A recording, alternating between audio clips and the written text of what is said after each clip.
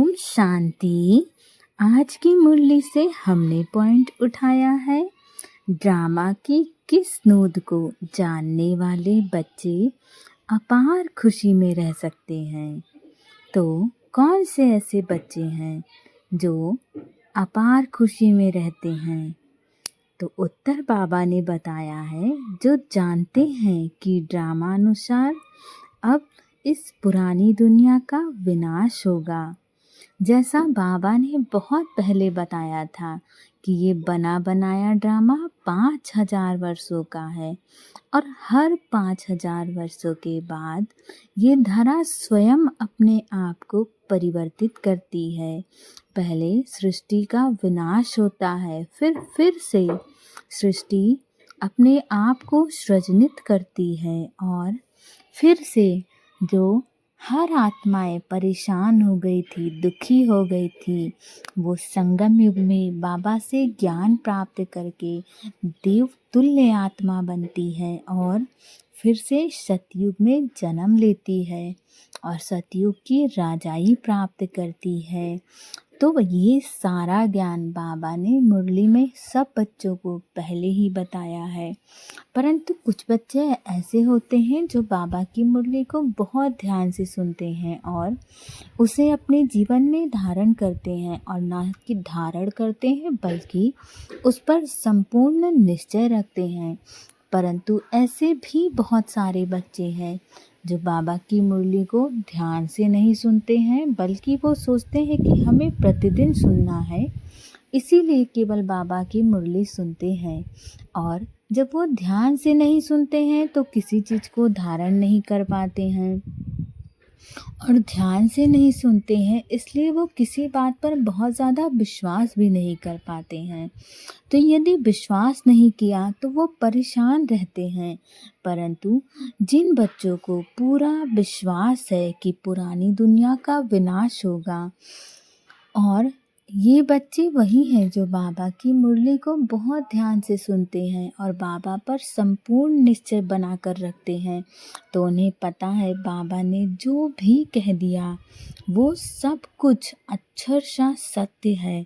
तो जब हमें पहले से पता है कि विनाश होना है तो क्यों घबराना, हमें अपनी मन की खुशी को क्यों खराब करना।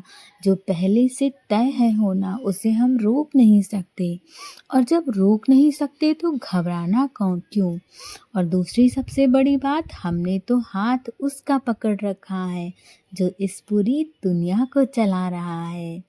तो यदि हमने उसका हाथ पकड़ रखा है तो चाहे जीवन में कितने भी उतार चढ़ाव आए, क्यों घबराना। अपने आप को हर वक्त शांत रखिए, खुश रखिए कि इस दुनिया में जो हो रहा है अच्छा या बुरा, सब कुछ उस ईश्वर की मर्जी से हो रहा है, उस निराकार परमात्मा की मर्जी से हो रखा है।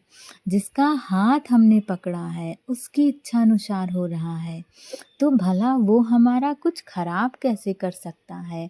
और यदि कुछ बुरा हो भी रहा है तो ज़रूर हमारा उसमें बहुत बड़ा कल्याण है। तो बाबा पर धैर्य बना के रखिए और बाबा का हाथ कस के पकड़ के रखिए। जब आप बाबा का हाथ कस के पकड़ के रखते हो तो आपकी खुशी हर क्षण बरकरार रहती है। इस बाहर की दुनिया की परिस्थितियां हमारे मन को प्रभावित नहीं कर पाती हैं। इसीलिए बाबा पर संपूर्ण निश्चय रखिए, और जब आप बाबा पर निश्चय रखते हो तो आपकी खुशी हर वक्त 7वें आसमान पर होती है। नेचुरल क्लैमिटी तो भी होंगी, लेकिन हमारी राजधानी तो स्थापन होनी ही है।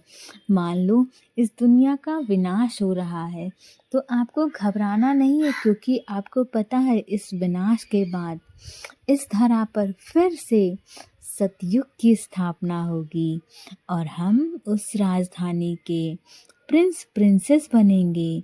इसमें कोई कुछ नहीं कर सकता, जो होना था वो होना ही है, उसे हम नहीं बदल सकते। भल अवस्थाएं नीचे ऊपर होती रहेंगी, कभी बहुत उमंग रहेगा, कभी ठंडे ठार हो जाएंगे। इसमें मूझना नहीं है, घबराना नहीं है, बल्कि बाबा पर संपूर्ण निश्चय बना के रखना है।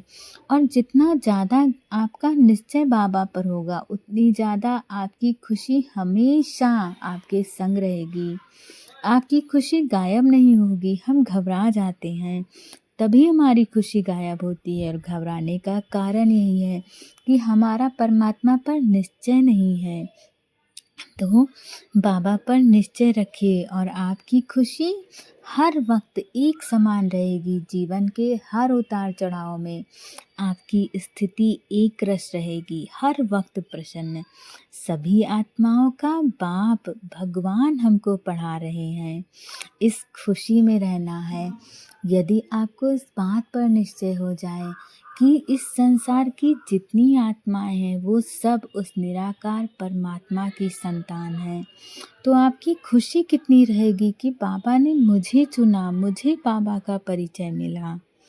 ओ शांति। यदि आपको ये वीडियो पसंद आए तो इसे लाइक, शेयर और सब्सक्राइब ज़रूर करिए।